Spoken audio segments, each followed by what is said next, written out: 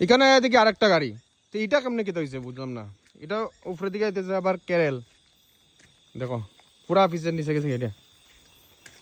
এটা তো কিছু গিয়ে বা কয় চাক্কা, 14 চাক্কা মনে হয়। মানুষ মানুষ কিচ্ছু হয়েছে নি ভগবান জানে।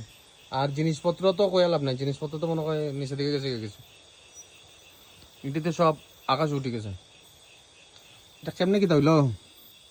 গাড়ি তো কিচ্ছু হয়েছে না, গাড়ি যেমনি এমনি রয়েছে কিন্তু চেসিস তো ঠিক আছে, কিন্তু বডির কথা তো কইতাম পারতাম না। আর গাড়ির নাম্বার লো,